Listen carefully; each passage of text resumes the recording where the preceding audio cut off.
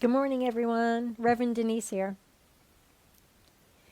And welcome to my home, which for today will represent our church, all paths to God. So I will be offering the Sunday message on this 22nd day of November. And I always like to begin with a celebration, wishing the happy birthdays of the month. So let's begin with our November birthday list. I'll start with my brother-in-law, Greg Goldstein. Happy birthday. And then we have Bonnie Ross Parker, Lois Kindle, Gail Poe, Linda Meixner, Ellen Spivey, and one of our own founders of All Paths to God, Vicki San. And if I've missed naming anyone, please know we do celebrate you. So happy birthday to all of our November babies. Yay! And I'd also like to update everyone on Reverend Sue. As most of you know, she's been in the hospital all week with a kidney stone. Now the good news is they removed the kidney stone, but unfortunately there's a lot of inflammation and pain yet. So she remains in the hospital, but keep up the good prayers for her. She certainly appreciates all of your prayers and your well wishes and your heartfelt thoughts. So keep it going, and maybe today she can come home. So on behalf of Reverend Sue, thank you for all of your prayers. Now today, I'd like to talk about surrender, letting go, giving up control, and what that all means to us. And honestly, I don't do well with giving up control. I'm really bad at it. I really am. And even though I might have control issues, I know surrender is not giving up. It's not weakness. It's the complete opposite, actually. It takes great strength and great courage to trust. And I know growing up, some of us thought if we surrender, that we have let ourselves down, or we have let someone else down, that we have somehow failed. We were supposed to fix this, or complete that, or hold all of this together, whatever it is. And it was like that for me as a child too. When I was growing up, when I was young, my favorite phrase was, me do, me do. I'm sure you heard a child say that, or you were the child that said that. Come to think of it, I still say that. Me do. But no. When we surrender, it is not a failure. We are not letting ourselves or anyone else down. In fact, we can be lifting ourselves up if we can see this differently. When we release the old error thinking, the weight of our judgment, when we release the errors in our seeing ourselves as failures, maybe we can then free ourselves from ways that held us back or bound us, so that we can move forward freely. And maybe surrender that little story you have of yourself and of your life. So let's look at the definition of surrender. It's to cease resistance, to turn over, to agree to stop fighting. It's the act of giving up struggle. So surrender is not failure or letting anyone down. It is freeing ourselves of the weight that we unjustly place on ourselves. And by releasing that, in that way we are raising ourselves up, feeling lighter, and seeing our big story. Now, have you ever had one of those weeks where, everything seems to need attention and it's all going in different directions? Or it's kind of like having a lot of little fires going on, and your only tool to putting any of those fires out is one little hose with a great big kink in it, and the water's just kind of like spurting out. Just little dribbles. It's kind of useless. Now that's exactly when we need to surrender. When we see and we know that this is beyond our ability. It's more than we can handle. We need to release into bigger hands. Turning over to bigger hands at this prime time, when we are most at our wits' end. Turning over to bigger hands actually reminds me of a story. A father took his 2 sons into a store, and on their way out, the owner of the shop offered the boys some candy. "Reach in and take a good handful, boys," the owner said. And the boys looked at their father for permission as he nodded that it was okay. So the older son reached into the jar and pulled out a huge handful, as big as he could hold. And then the younger son just looked up at his father and didn't move. So the shop owner reassured him that it was okay. It's free. But the little boy just looked to his father and didn't move. And then finally he said, "Please, Daddy, will you grab the candy for me?"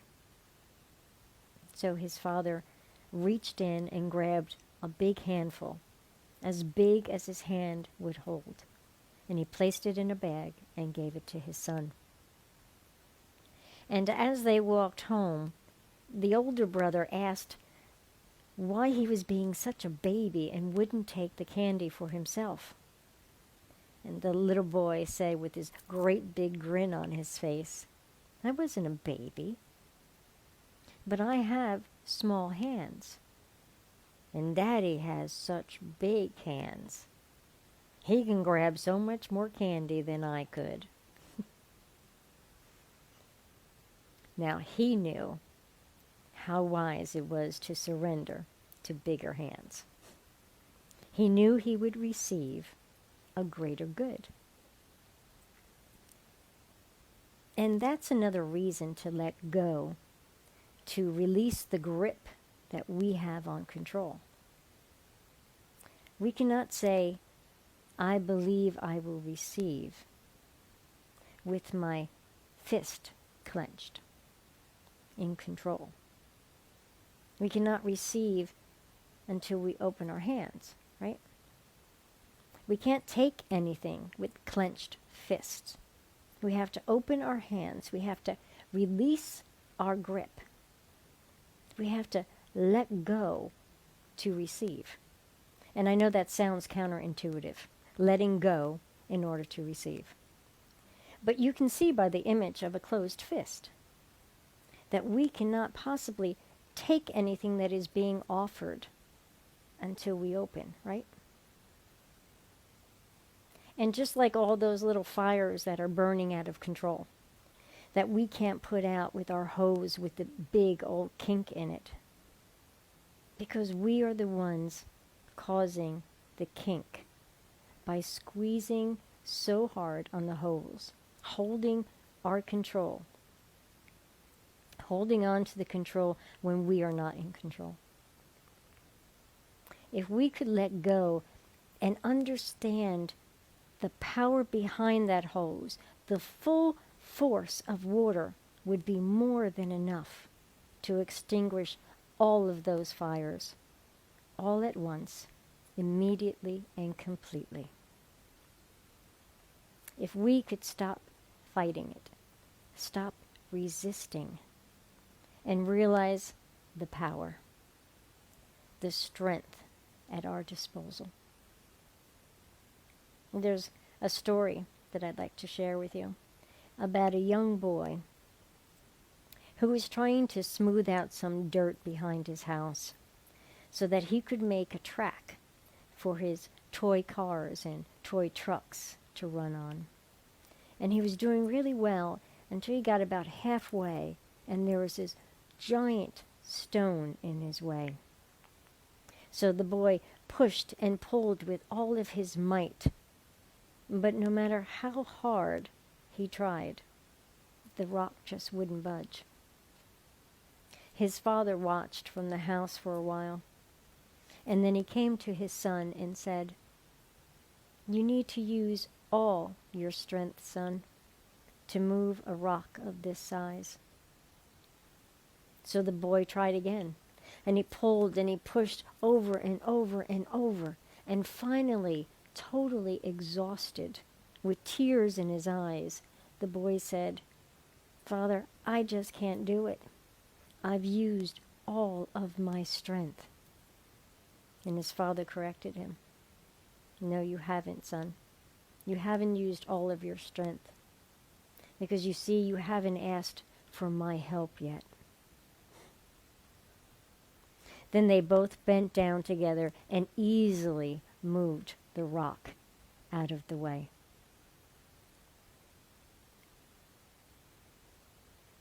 I have had many opportunities lately to ask for help, to release control, to surrender. I've had to trust a lot lately. And I've had one of those realizations, the self-awareness ones. I realized God loves me. God loves me more than I love me.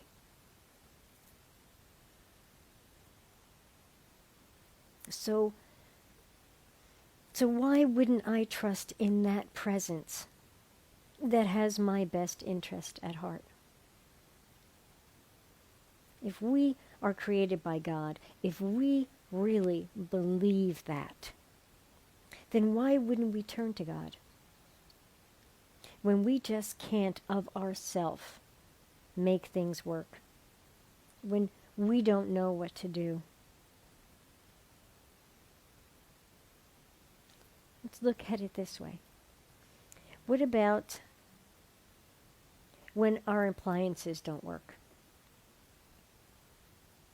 We have no issue going to the manufacturer, right?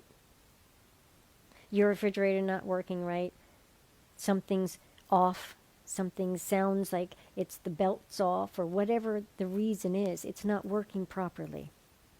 You call Maytag or you call Frigidaire, right?